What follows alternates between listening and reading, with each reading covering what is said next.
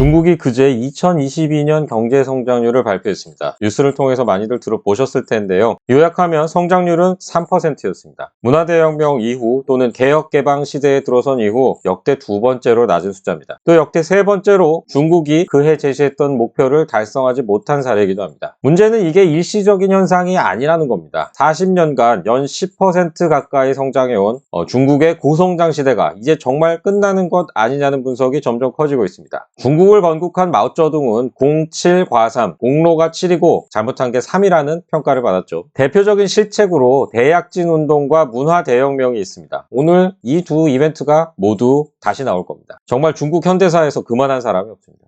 문화대혁명 마지막 해 1976년 중국의 경제 성장률이 마이너스 1.6%였습니다. 그 전에도 마이너스가 몇 번 있었고요. 최악은 대약진 운동의 정점인 1961년 마이너스 27.6%입니다. 당시엔 정말 무슨 짓을 한 걸까요? 1976년 이후로는 마이너스가 한 번도 없었습니다. 2세대 지도자 덩샤오핑이 1978년 개혁 개방을 선언했고요. 1978년부터 코로나 사태 직전인 2019년까지 42년 동안 중국은 연평균 9.5% 성장을 유지했습니다. 이건 중국의 GDP가 45배 커졌다는 얘기입니다. 그냥 재미삼아 비교해보면 한국이 3공화국 시작인 1963년부터 IMF 사태 직전인 1996년까지 34년 동안 연평균 10%씩 성장했습니다. 그리고 중국과 같이 42년으로 늘리면 연평균 9.47%입니다. 자존심이 살짝 자극되기도 하네요. 우리가 더 윈 줄 알았는데. 그림은 중국이 연간 경제 성장률 목표치를 제시하기 시작한 1994년 이후 목표치와 실제 달성치를 그려본 겁니다. 목표치는 파란색, 실제는 빨간색 선이고요. 동그라미는 목표에 미달한 연도입니다. 3번 있었죠. 그런데 앞선 2번과 이번은 상당한 차이가 있습니다. 먼저 1998년은 IMF 외환위기가 있었던 시기입니다. 그래도 중국은 목표 8%의 성장 7.8%를 했습니다. 2014년은 중국에서 증시 거품론에다가 부채 버블 붕괴다 이런 여러 가지 이유로 달러가 걷잡을 수 없이 빠져나가던 시기였습니다. 그래도 목표 7.5에 7.4%를 달성했습니다.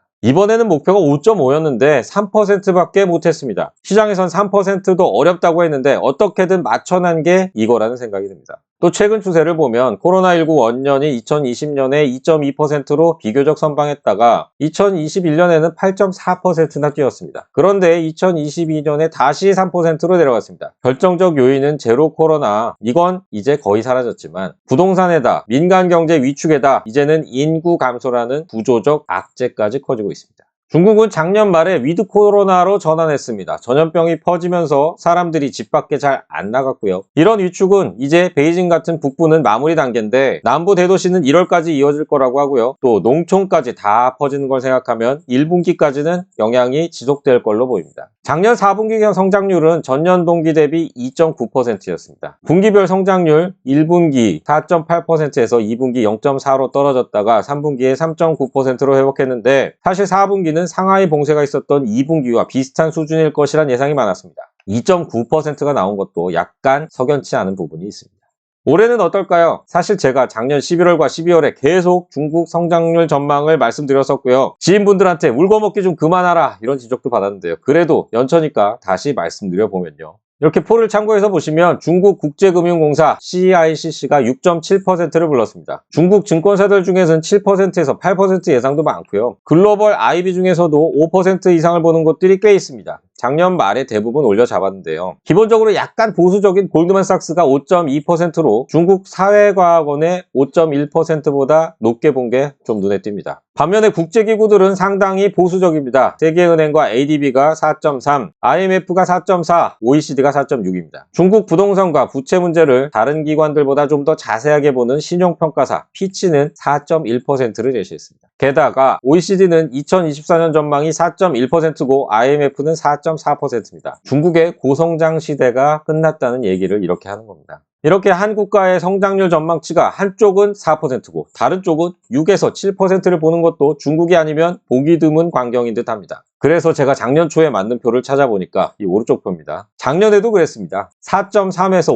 5.8%까지 레인지가 1.5%포인트나 됩니다. 중국 증권사는 뺀 자료인데도 말이죠. 작년에 좀 세게 불렀던 IMF나 OECD가 이번에 확 낮추고 작년에 신중론이었던 노무라, 골드만삭스 이런 데가 올해 올린 것도 인상적입니다.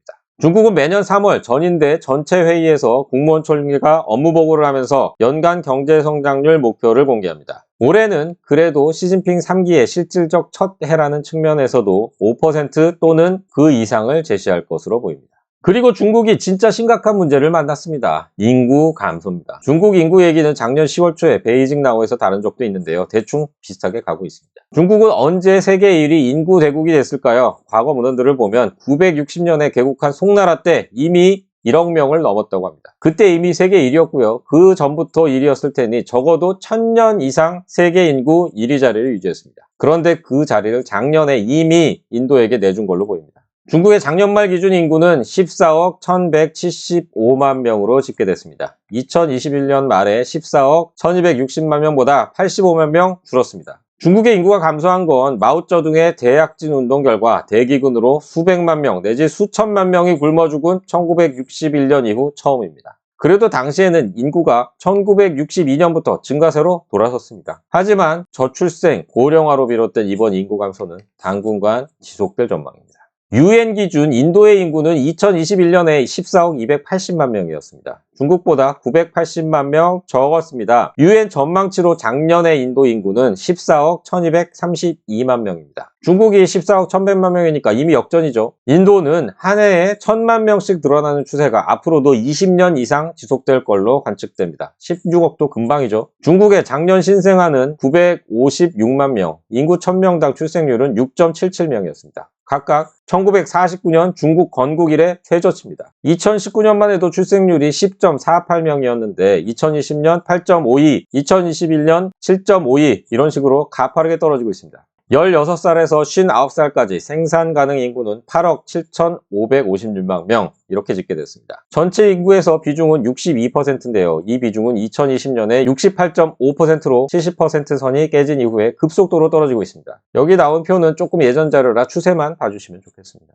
고령화 정도를 보여주는 65세 이상 인구는 2억 978만 명, 전체의 14.9%를 차지했습니다. 중국은 2021년에 65세 이상 인구 14.2%로 고령사회에 진입했습니다. 중국의 인구 감소는 풍부한 노동력과 방대한 시장이라는 중국 최대 경쟁력이 약해진다는 의미입니다. 중국이 경제 규모에서 1위 미국을 역전하는 것도 불가능하다는 관측, 이 관측의 주된 근거가 인구 감소입니다. 그런데요, 제가 그제 이 통계가 나오고 나서 바로 기사를 썼더니 한 독자분께서 아니 인구가 그렇게 많은데 쥐꼬리만큼 줄어든 게 뭐 그거 갖고 저성장이고 위기냐 이런 내용의 댓글을 달아주셨습니다. 일리가 있는 지적이죠. 인구 14억 나라에서 85만 명이 줄어든 건 사실은 0.06%가 줄어든 겁니다. 이렇게 보면 전쟁이나 기아로 수천만 명이 사라지는 것보다 적은 것 같기도 합니다. 하지만 중국의 인구 감소는 이게 시작이라는 점에서 사실 더 큰 문제라고 하겠습니다. 그리고 중국은 기대 수명이 75세 정도인데요. 한국의 83세보다 훨씬 낮죠. 앞으로 기대 수명은 계속 늘어날 거고요. 이렇게 노인이 더 오래 사는데도 인구가 줄어든다는 건 신생아가 그만큼 더 적게 태어난다는 겁니다. 그러면 고령화는 더 빠르게 진행되겠죠. 이 그림은 우리가 참고할 만한 국가 중에서 인구가 늘어나는 나라와 줄어드는 나라를 구분한 겁니다. 앞에 미국, 독일, 프랑스, 영국 다 늘어나고 있고요. 뒤에 한국, 일본, 이탈리아는 줄어들고 있습니다. 얼핏 봐도 어느 쪽이 문제가 나라인지 보시죠. 사실은 독일도 인구가 작년 또는 올해부터 줄어들기 시작한다고 합니다. 그리고 아직 선진국도 못 들어간 중국이 인구가 줄어든다는 건 겉으로 보이는 건 수십만 명일 수 있지만 경제력 측면에선 부담이 엄청나게 커진다는 의미입니다. 노동력은 그래도 여전히 많고 농촌에 사실상의 실업 상태 인력도 많은데요. 수요 측면이 더 큰 문제로 보입니다. 우선 부동산이 큰일입니다. 중국은 뒤에 얘기하겠지만 부동산으로 큰 나라입니다. 경제력 있는 인구가 빠르게 줄어들면 주택 구매 수요도 그만큼 줄겠죠. 안 그래도 빈집이 1억 채가 넘는다는데 규제를 아무리 풀어도 부동산 시장이 살아나기가 어렵다는 얘기입니다. 의료비, 부양비 부담도 기하급수적으로 늘어나게 됩니다. 중국의 재정 적자는 지금도 심각한데요. 의료비와 부양비 부담이 커지면 중국은 이제 인프라 투자로 경기 부양하는 것도 더 어려워집니다.